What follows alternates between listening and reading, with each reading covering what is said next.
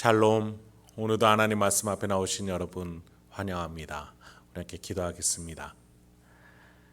하나님, 오늘도 우리에게 귀한 말씀 주시니 감사합니다. 이 말씀으로 오늘도 살아갈 수 있는 힘을 주옵소서. 이 땅의 것으로 살아가지 않게 하여 주시옵소서. 하나님의 자녀답게 명예롭게 살기 위해 하나님이 주신 은혜와 지혜와 용기가 필요합니다. 말씀 시간 가운데서 깨달아지는 은혜, 힘을 얻을 수 있는 그 은혜 허락하여 주옵소서. 예수님의 이름으로 기도했습니다. 아멘. 오늘 함께 살펴볼 말씀 출애굽기 15장 22절에서 27절까지 함께 살펴보도록 하겠습니다.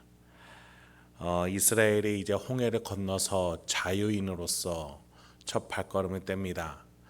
그런데 이 자유인의 첫 발걸음은 단순한 자유의 누림이 아니었습니다. 하나님이 준비하신 훈련길이었어요. 장자 나라, 모든 주변 국도를 다스리는 장자 역할을 하기 위한 하나님의 훈련 발걸음이었습니다. 그런 점에 있어서 하나님은 이 이스라엘을 바로 가나안 땅으로 보내시기보다는 홍해 길로 돌아가게 광야를 거쳐갈 수 있게 하세요. 하나님이 일부러 계획하신 길이었어요. 전쟁을 피하는 것만이 목적이 아니었던 것이죠. 언젠가 이스라엘은 가나안 땅에서 장자로 오르기 위해서 전쟁을 치러야 합니다. 전쟁할 수 있는 힘이 있는, 더 나아가 다스릴 수 있는 통치력이 있는 장자 나라가 되기 위해서는 단순한 물리적인 부강병한 나라가 되는 것이 아니라 하나님의 장자로서 하나님의 힘으로 영적인 원리로 다스릴 수 있는 장자가 되어야만 해요. 다스리는 전쟁을 치를 수 있는 나라가 되어야 된다는 것이죠. 단순히 다른 나라 위에 올라서는 정복하는 것이 아니에요. 하나님 원하시는 것은 이스라엘 통해서 하나님의 사랑과 하나님의 뜻을 전할 수 있는 장자 이스라엘을 세우기 위한 것이기 때문이죠. 그런 점에 있어서 이스라엘의 훈련은 다릅니다. 군사를 훈련시키기 위한 것과는 전혀 다른 훈련이 주어집니다. 그런 점에 있어서 오늘 본문은 이 이스라엘이 앞으로 걸어갈 길에 어떤 목차 또는 예고편과 같은 함축적으로, 그러나 모든 하나님의 운영 방식을 총망라해주는 한 사건이라고 볼 수 있습니다. 22절부터 한번 보시죠. 모세가 홍해에서 이스라엘이 인도하며 그들이 나와서 수르 광야로 들어가서 거기서 사흘 길을 걸었으나 물을 얻지 못하고 마라에 이르렀더니 그곳 물이 써서 마시지 못하겠으므로 그 이름을 마라라 하였더라. 백성이 모세에게 원망하여 이르되 우리가 무엇을 마실까 하매 장정만 60만 명, 남녀노소를 합치면 약 200만 명에 해당하는 어마어마한 규모가 3일 길을 걸어도 물을 찾지 못한다는 것, 이것은 재앙입니다. 밤낮으로 구름기둥과 불기둥이 지켜준다고는 하지만 인간에게 있어서 물은 필수적인 것입니다. 더 나아가 편안하게 잠도 자고 먹을 만한 식탁을 펼 만한 텐트도 칠 것이 필요해요. 계속 길거리를 배회한다는 것은 말 그대로 재앙이에요. 그런 점에 있어서 하나님은 왜 일부러 이런 환경으로 보내셨는지에 대해서 조금 더 궁금해집니다. 인간이 한계에 다다르도록 인간의 힘으로는 얼마나 버틸 수 있는지를 하나님은 알려주시는 것 같습니다. 더 나아가서 이제는 24절에 보니 백성이 모세에게 원망을 합니다. 왜냐하면 이 길을 인도한 것이 모세와 하나님이셨기 때문이에요. 모세나 불기둥 구름기둥으로 인도하셨던 하나님이나 그 길로 가자고 하니까 따라온 것인데 가는 족족이 쉴 만한 곳이 나오지 않고 물이 없어요. 그러니 원망이 나오죠.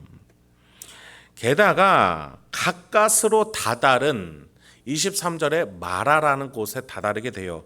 물이 있었어요. 다행입니다.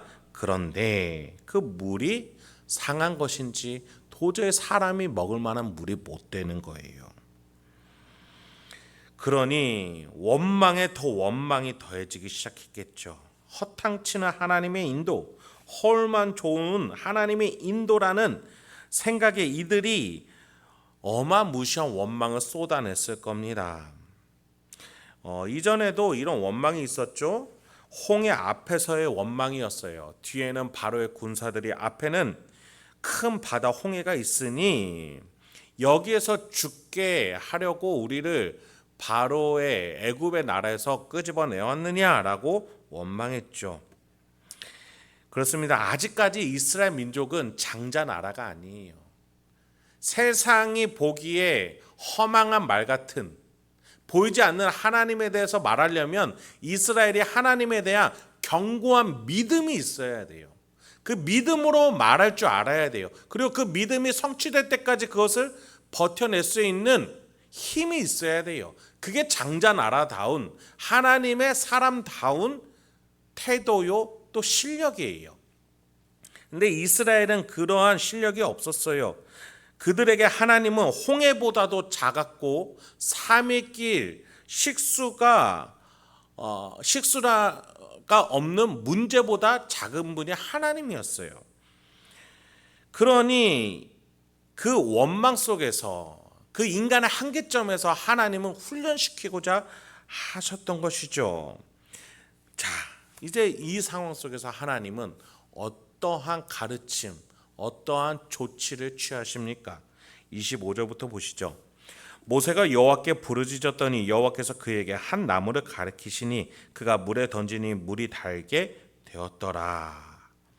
하나님께서 상한 물에 나무를 집어 던지라고 하세요. 그러니 물이 깨끗해집니다. 그리고 그곳에서, 즉 거기에서, 이 현장에서 무언가를 가르치세요. 25절 하반절부터입니다. 거기서 여호와께서 그들을 위하여 법도와 율례를 정하시고 그들을 시험하실세. 이르시되 너희가 너희 하나님 나 여호와의 말을 들어 순종하고 내가 보기에 의를 행하며 내 계명에 귀를 기울이며 내 모든 규례를 지키면 내가 애굽 사람에게 내린 모든 질병 중 하나도 너희에게 내리지 아니하리니 나는 너희를 치료하는 여호와임이라. 하나님이 이 상황 가운데 마라에서, 즉 3일길에서 갈증이라는 식수가 모자란 그 시험 고난길을 걸어온 이스라엘 백성, 그런데 가까스로 찾은 물 앞에서 먹을 수 없다라는 실망과 원망으로 가득 찬, 믿음이라는 것은 보이지 않는 것 같은 그 상황 속에서 하나님은 그 물을 변화시키시면서 그들에게 규례, 법도, 율례, 말, 계명, 의와 같은 것들을 가르치세요. 무슨 말이에요? 너희들은 너희의 힘으로 살 것이 아니라 내가 주는 것들로 살아야 한다. 너희가 찾은 물이라 할지라도 그것은 쓴물, 너희를 죽이는 물, 너희를 상하게 하는 물일지언정 내가 역사했을 때 그것은 단물, 너희에게 생명을 주는 물, 너희에게 풍족한 부흥의 물이 될 것이다. 나에게 순종해야 된다. 그걸 가르치고자 하세요. 그런데 이 가르침 속에 희한한 표현들이 등장해요. 하나님 말씀을 잘 들으면 이렇게 복이 된다. 이것만 해도 참 좋은 교훈으로 맺을 수 있을 것 같은데, 하나님은 이 메시지에 애굽 사람에게 내린 질병과 또 치료하는 여호와라는 표현을 하세요. 분명한 그 하나님이 주시는 복에 의도가 있다라는 것이죠. 그냥 복이 아니라는 거예요. 특히 애굽 사람에게 내린 모든 질병, 즉 10가지 재앙을 떠올리게 하세요. 자, 이스라엘아, 너희가 내 말에 순종하면 이 10가지 재앙이 너희에게 임하지 않을 거야. 그 말은 뭐예요? 반대로 하나님께 순종하지 않는다면, 하나님의 것이 되지 않으려 할 때, 하나님의 말씀을 저 애굽인들처럼 거절할 때 이 10가지 재앙이 너희에게 임할 것이야. 어마무시한 말씀이에요. 하나님 말씀에 순종했던, 애굽 재앙 때 하나님 말씀에 순종했던 애굽인들은 어땠어요? 피할 수 있었어요. 살 수 있었어요. 그러나 듣지 않았던 이들은 우박에 맞아 죽었죠. 뭘 말하려고 하셨던 겁니까? 하나님 말씀을 들어야 참 하나님의 백성이라는 거예요. 그런 점에서 여러분, 이 10가지 재앙 중 첫 번째 재앙이 이스라엘에게 주어졌던 거예요. 첫 번째 재앙이 무엇이었습니까? 나일강이 피로 변해서 식수로 쓸 수 없었던 것이 첫 번째 재앙이었듯이, 이스라엘 백성들이 광야길에서 가까스로 찾은 물이 먹을 수 없는 쓴 물이었어요. 식수로 쓸 수 없었어요. 그때에 하나님 말씀에 순종하여서 나무를 그 물에 넣었더니 먹을 수 있는 물이 되었다. 하나님 말씀에 순종해야 된다. 그것이 하나님의 결론이에요. 혈통만 이스라엘이라고 해서 결코 이스라엘이 아니라는 거예요. 교회에 등록되어 있다고 해서 직분자라고 해서 결코 하나님의 신자가 아니라는 말이에요.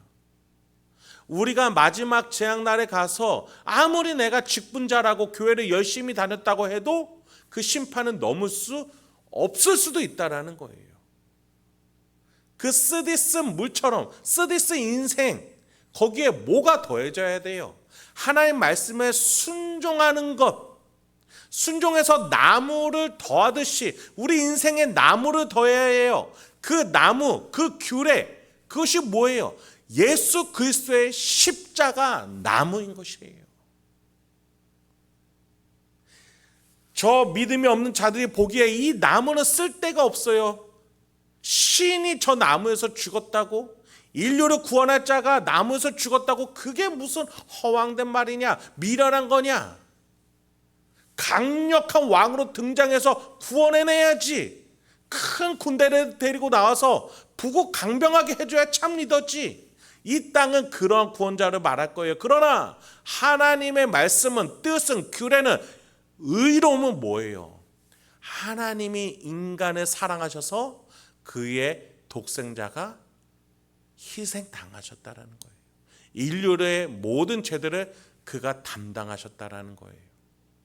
그 규례를 믿었을 때에, 그 율법을, 율례를, 의로움을 믿었을 때에 너희의 인생은 쓴물에서 단물이 될 것이다.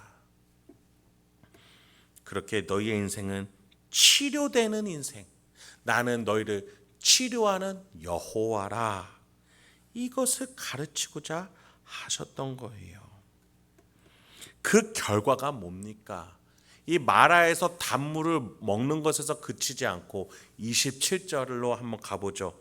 그들이 엘림에 이르니 거기에 물 샘 12과 종려나무 70그루가 있는지라 거기서 그들이 그 물 곁에 장막을 치니라.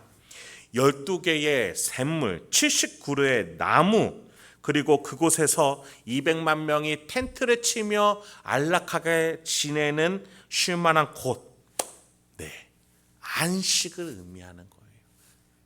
하나님과 함께 안식하는 곳.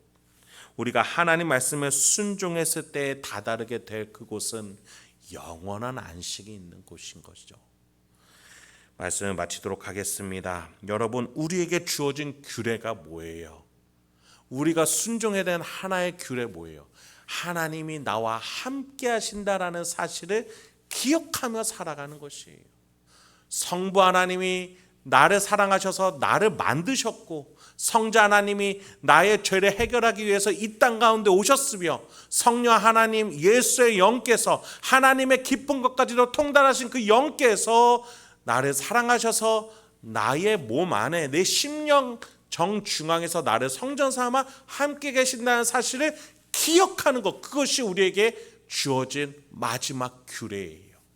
그것을 기억하면서 살아갈 때에, 그러면서 걸맞는 인생을 향해 결단하고 의지하고 실패해도 다시 도전하는 하나님을 품는 사람답게 살아가는 그 규례, 하나님의 것으로서 살아가는 그 인생을 향해 나아갈 때에 저와 여러분에게 놀라운 하나님의 치료의 복, 회복의 복, 본래 하나님이 지으셨던 모습으로 회복해 예수가 부활한 그 부활체로 우리가 나아가게 된다는 그 사실, 그렇게 회복하는 하나님과 동행하게 되는 저와 여러분의 인생이 될 줄 믿습니다.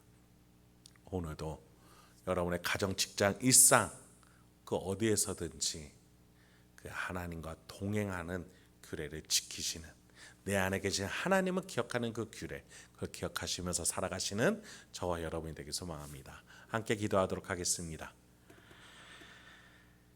하나님, 오늘도 우리 가운데 함께해 주시니 감사합니다. 오늘 하루 어떠한 역경과 고난, 어려움 속에서도 하나님이 나를 버리지 아니하시고 함께하시고 나와 동행하시고 내 심령 가운데 사랑해서 함께 계신다는 사실을 기억하며 오늘도 그에 걸맞는 명예롭고 사랑에 충만한 인생, 섬기는 인생, 하나님처럼 연합하는 인생 살아갈 수 있도록 주여 인도하여 주시옵소서. 예수님의 이름으로 기도했습니다.